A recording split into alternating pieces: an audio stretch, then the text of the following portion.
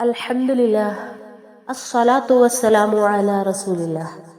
അസ്സലാമു അലൈക്കും വറഹ്മത്തുള്ളാഹി വബറകാതുഹു. സൂറത്തുൽ അഹ്ഖാഫിലെ 4-ാമത്തെ ആയത്തിൽ വരുന്ന ഈത്തൂനി എന്ന വാക്കിനെ കുറിച്ചുള്ള തജ്വീദ് നിയമം. ആദ്യം തന്നെ നമുക്ക് ഖുർആനിൽ ഈ വാക്ക് എങ്ങനെയാണ് എഴുതിയത് എന്ന് നോക്കാം. ഇവിടെ 1-ാമത്തെ അക്ഷരം ഹംസത്തുൽ വസ്ലാണ്, അതായത് ഒരു അലിഫും അതിനു മുകളിൽ ഒരു കുഞ്ഞു സ്വാദിന്റെ കഷ്ണവും കാണാം. ഇതിനെയാണ് ഹംസത്തുൽ വസ്ൽ എന്ന് പറയുന്നത്. 2-ാമത്തെ അക്ഷരം ഹംസയാണ്, ആ ഹംസയ്ക്ക് സുക്കൂനാണ്. 3-ാമത് വന്നിട്ടുള്ള അക്ഷരം ത എന്ന അക്ഷരമാണ്. തഇന് ളമ്മ വാവ് മദ്ദാണ്, അതായത് തൂ എന്ന് ദീർഘമായി വായിക്കുന്നു. 4-ാമതായിട്ട് വന്ന അക്ഷരം നൂനിന് കെസ്റ യാ മദ്ദാണ്, നീ എന്ന് ദീർഘമായി വായിക്കും. ഖുർആനിൽ ഹംസ 2 തരത്തിൽ എഴുതപ്പെട്ടിട്ടുണ്ട്. ഒന്ന് ഹംസത്തുൽ ഖത്വ, 2-ാമത്തേത് ഹംസത്തുൽ വസ്ൽ. ഹംസത്തുൽ ഖത്വ എന്നാൽ അവിടെ നമുക്ക് ഹംസയെ എഴുത്തിൽ കാണാം. എന്നാൽ ഹംസത്തുൽ വസ്ലിൽ നമുക്ക് ഹംസയെ എഴുത്തിൽ കാണാൻ സാധിക്കില്ല. അതായത് ഹംസയുടെ ശബ്ദത്തെയാണ് അ, ഇ, ഉ എന്നിങ്ങനെ നമ്മൾ വായിക്കുന്നത്. അല്ലാതെ അലിഫിന് ശബ്ദമില്ല എന്ന് നമുക്കറിയാം. അലിഫ് എന്ന അക്ഷരം അത് ദീർഘത്തിനായി നീട്ടാൻ വേണ്ടി ഉപയോഗിക്കുന്ന അക്ഷരമാണ്. ഹംസത്തുൽ ഖത്വ വ്യത്യസ്ത രീതിയിൽ എഴുതിയത് നമുക്ക് ഖുർആനിൽ കാണാൻ സാധിക്കും. അതായത് ഹംസ മാത്രമായിട്ട് എഴുതിയത് കാണാം, അല്ലെങ്കിൽ അലിഫിന് മുകളിൽ ഹംസയെ കാണാം, അല്ലെങ്കിൽ അലിഫിന്റെ താഴെ നമുക്ക് ഹംസയെ കാണാം.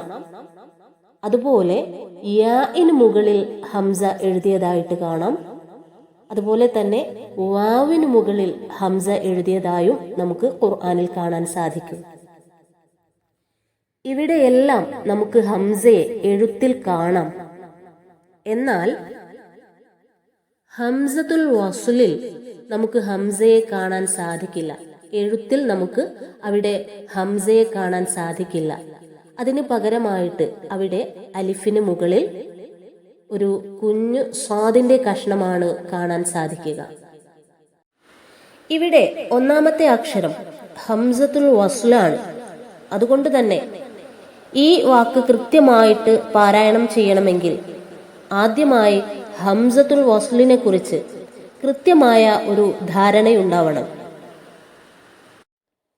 ഹംസത്തുൽ വസ്ലിനെ കുറിച്ച് അറിയാത്തവർക്ക് വളരെ ലളിതമായി ആ വിഷയം പഠിക്കാൻ സഹായിക്കുന്ന ക്ലാസുകൾ നമ്മുടെ ചാനലിലുണ്ട്. അതിന്റെ ലിങ്ക് ഡിസ്ക്രിപ്ഷൻ ബോക്സിൽ ഇട്ടുതരാം, ഇൻഷാ അല്ലാഹ്. അറബി ഭാഷയ്ക്ക് 3 ഭാഗങ്ങളാണുള്ളത്. അതായത് അറബിയിലെ ഏതൊരു വാക്കും നമ്മൾ പരിശോധിക്കുകയാണെങ്കിൽ അത് ഒന്നുകിൽ ഇസ്മ ആയിരിക്കും, അല്ലെങ്കിൽ ഫിഅൽ ആയിരിക്കും, അല്ലെങ്കിൽ ഹർഫായിരിക്കും. ഇസ്മ, ഫിഅൽ, ഹർഫ്, ഇങ്ങനെ 3 ഭാഗങ്ങളാണ് അറബി ഭാഷയ്ക്കുള്ളത്. അതായത് ഹംസത്തുൽ വസ്ൽ ഒന്നുകിൽ ഇസ്മിൽ വരാം, അല്ലെങ്കിൽ ഫിഅലിൽ വരാം, അല്ലെങ്കിൽ ഹർഫിൽ വരാം. ഇതിനെക്കുറിച്ച് വിശദീകരിക്കുന്ന ക്ലാസ് നിങ്ങൾ കേട്ടിട്ടില്ലെങ്കിൽ നിങ്ങൾക്ക് ആ ക്ലാസ് കേൾക്കാൻ വേണ്ടി അതിന്റെ ലിങ്ക് ഡിസ്ക്രിപ്ഷൻ ബോക്സിൽ അയച്ചു തരുന്നതാണ്.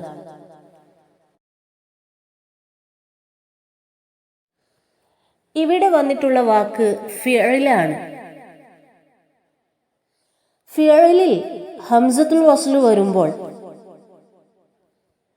3-ാമത്തെ അക്ഷരത്തിന്റെ ഹറക്കത്തിനനുസരിച്ചായിരിക്കും ഹംസത്തുൽ വസ്ലിന് ശബ്ദം കൊടുക്കേണ്ടത്. അതിനെക്കുറിച്ച് വിശദമായി ഹംസത്തുൽ വസ്ലിന്റെ ക്ലാസ്സിൽ നമ്മൾ മനസ്സിലാക്കിയതാണ്. അങ്ങനെ നോക്കുമ്പോൾ ഇവിടെ വന്നിട്ടുള്ള വാക്കിൽ 3-ാമത്തെ അക്ഷരം ത ആണ്. താഇനിവിടെ ലൊമ്മയാണുള്ളത്. ഇതിന്റെ നിയമത്തിൽ നമ്മൾ പഠിച്ചത് പ്രകാരം മൂന്നാമത്തെ അക്ഷരത്തിന് ലൊമ്മയാണെങ്കിൽ അവിടെ വന്നിട്ടുള്ള ഹംസത്തുൽ വസ്ലിനും ലൊമ്മ നൽകിയാണ് ഉച്ചരിക്കേണ്ടത്. എന്നാൽ മൂന്നാമത്തെ അക്ഷരത്തിന് ഫത്ഹയോ കിസ്റയോ ആണെങ്കിൽ അവിടെ വന്നിട്ടുള്ള ഹംസത്തുൽ വസ്ലിന് കിസ്റ നൽകി ഉച്ചരിക്കണം. ഇതാണ് നമ്മൾ പഠിച്ച നിയമം. അങ്ങനെ നോക്കുകയാണെങ്കിൽ ഇവിടെ നമുക്ക് കാണാൻ സാധിക്കുന്നത് മൂന്നാമത്തെ അക്ഷരം ത ആണ്, അതിന് ലൊമ്മയാണ്. അതുകൊണ്ട് തന്നെ അവിടെയുള്ള ഹംസത്തുൽ വസ്ലിന് ലൊമ്മയല്ലേ നൽകേണ്ടത് എന്നൊരു സംശയം നമുക്കേവർക്കും ഉണ്ടാകാം. പക്ഷേ ഇവിടെ ഹംസത്തുൽ വസ്ലിന് ഈ എന്ന ശബ്ദമാണ് നൽകുന്നത്. കാരണം ഇവിടെയുള്ള ഒറിജിനൽ വാക്ക് ഈ തി യു നീ എന്നാണ്. അതായത് ഇവിടെ വരുന്ന മൂന്നാമത്തെ അക്ഷരം ത ആണ്. തഇന് കിസ്റ നൽകുന്നു. അതിനുശേഷം യാഇന് ലൊമ്മ, വാവ് മദ്, തി യു.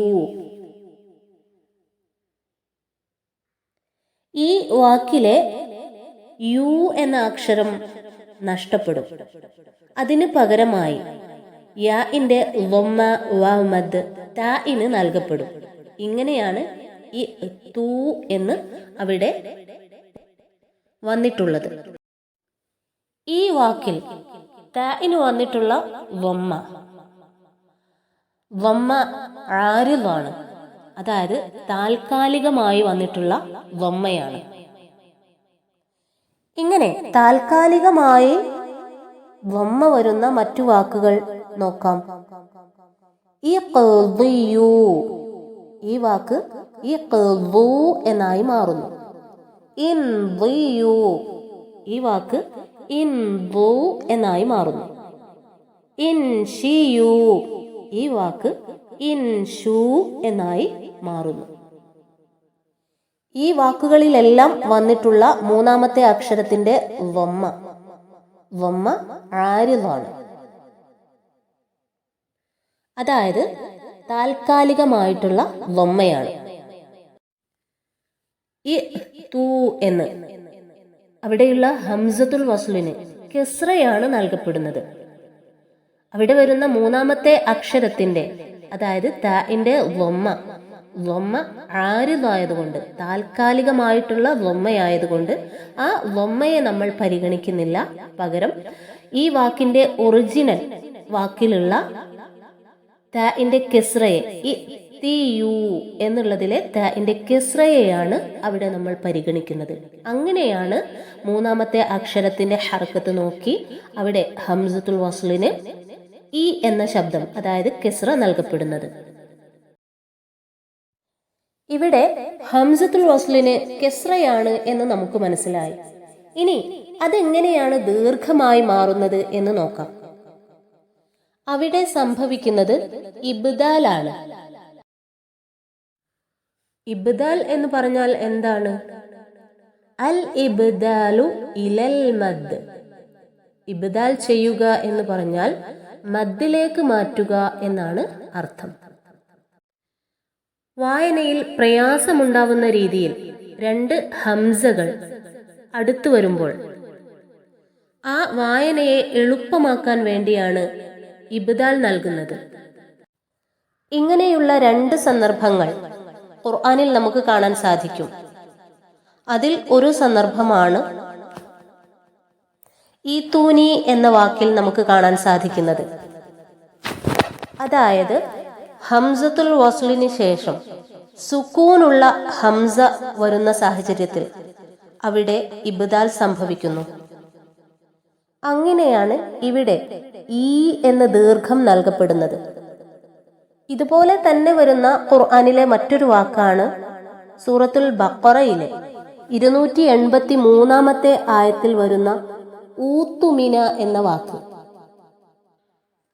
ഇബ്ദാൽ സംഭവിക്കുന്ന മറ്റൊരു സന്ദർഭം ഹംസത്തുൽ വസ്ലിന് തൊട്ടു മുമ്പായി ഹംസത്തുൽ ഇസ്തിഫ്ഹാം, അതായത് ചോദ്യത്തിനുള്ള ഹംസ വരുമ്പോഴാണ്. അതിനെക്കുറിച്ച് വിശദമായി നമുക്ക് അടുത്ത ക്ലാസ്സിൽ പഠിക്കാം ഇൻഷാ അല്ലാഹ്.